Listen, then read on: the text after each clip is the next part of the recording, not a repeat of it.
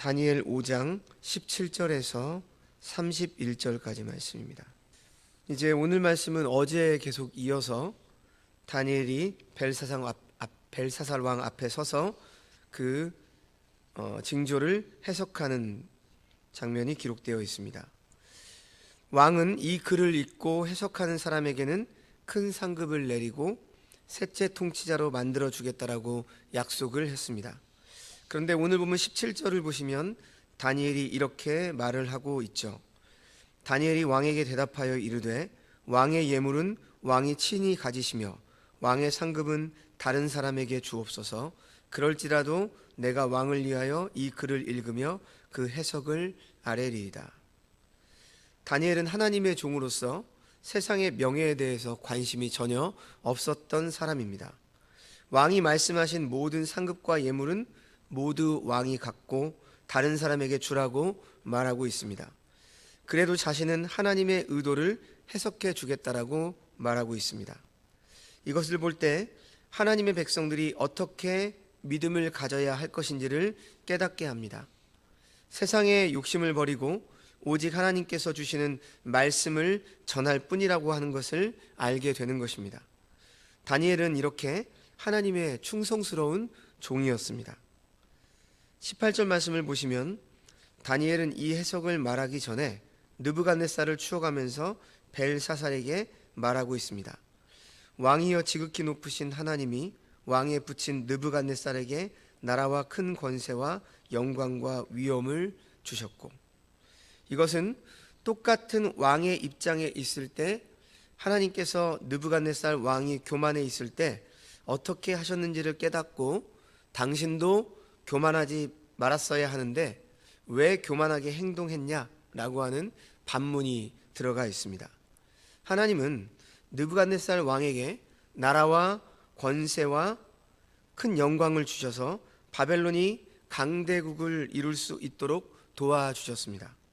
이것은 느부갓네살이 능력이 있어서가 아니라 하나님의 권능으로 이루어진 것이죠. 19절 말씀을 보시면 이렇게 말씀합니다.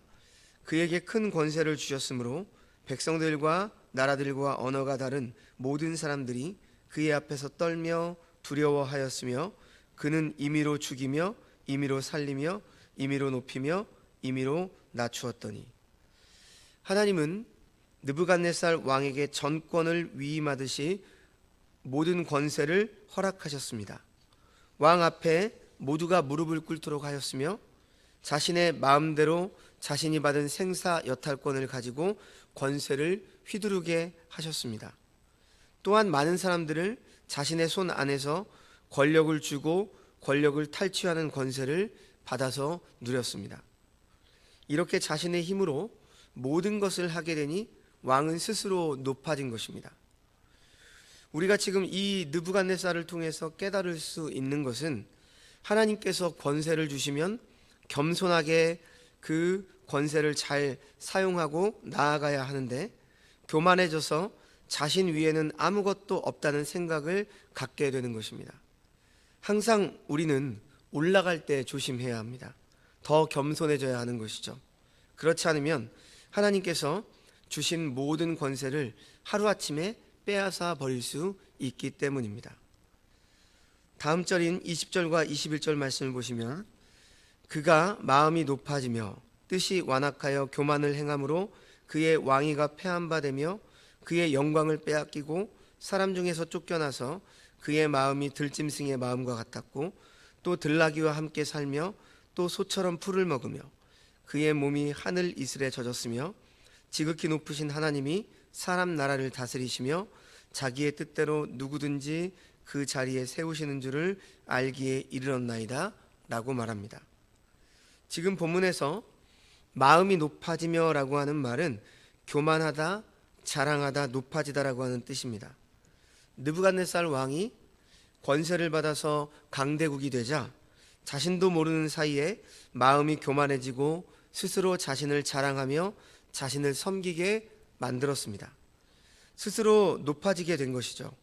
그래서 신상을 만들고 명령을 내려 우상을 섬기게 했으며 우상 앞에 절하지 않는 자들은 모두 풀무불에 집어넣는 일을 감행했던 것입니다.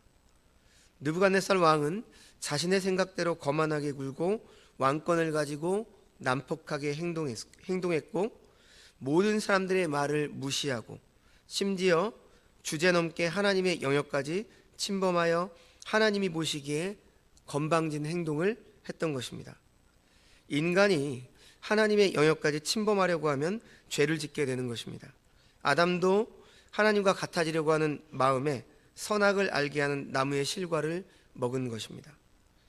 왕이 교만해지니까 하나님께서 왕권을 빼앗아서 폐위를 시키시고 세상에서 가장 낮은 자리로 내동댕이 쳐서 하루아침에 왕에서 정신병자로 떨어지게 되었습니다.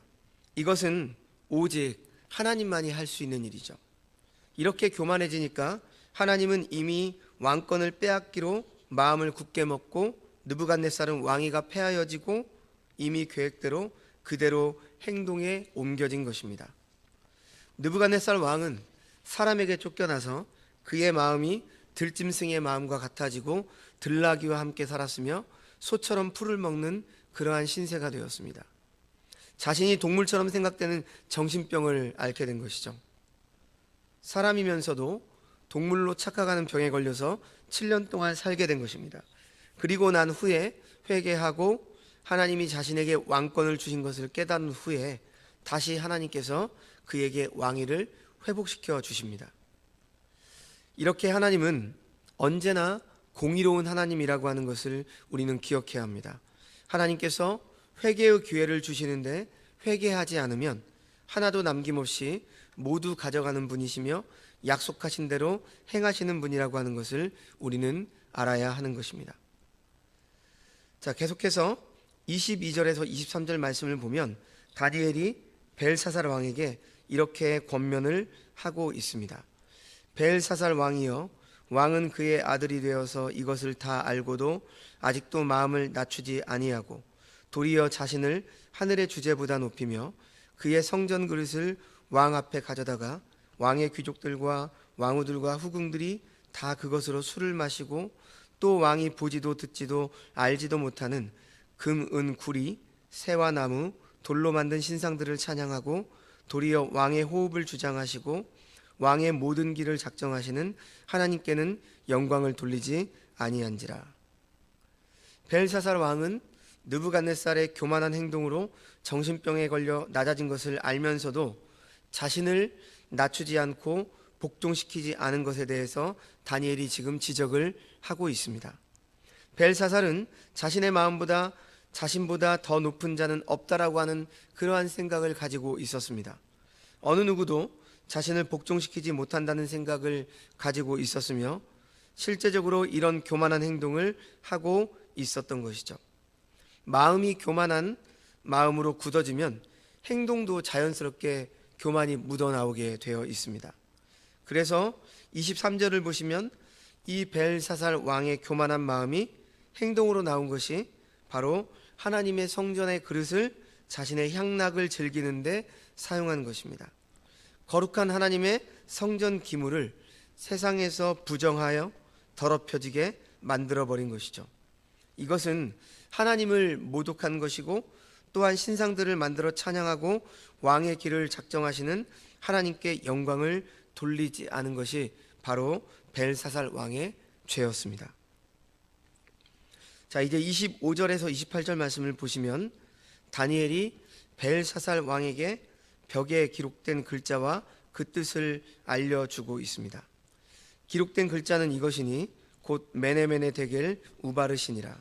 그 글을 해석하건대 메네는 하나님이 이미 왕의 나라의 시대를 세워서 그것을 끝나게 하셨다 하며 데겔은 왕을 저울에 달아보니 부족함이 보였다 하며 베레스는 왕의 나라가 나뉘어서 메대와 바사 사람에게 준바되었다 하매니이다. 벽에 쓰인 글은 바벨론 제국의 멸망에 대한 심판 선언이었습니다. 메네메네 데겔 우바르신, 이 글의 문자적인 의미는 세워지고 세워지며 저울에 달려 그리고 쪼개지다 라고 하는 뜻입니다. 특히 메네는 두 번이나 반복되어 기록되어 있는데, 하나님께서 벨사살 왕과 바벨론 제국을 한 번만 세워본 것이 아니라 거듭해서 계산해 보셨다라고 하는 것이죠.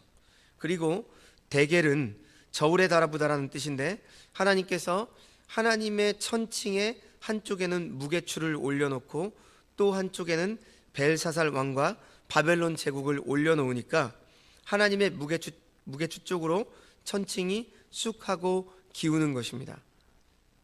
저울에 달아보니까 부족했다는 것이죠.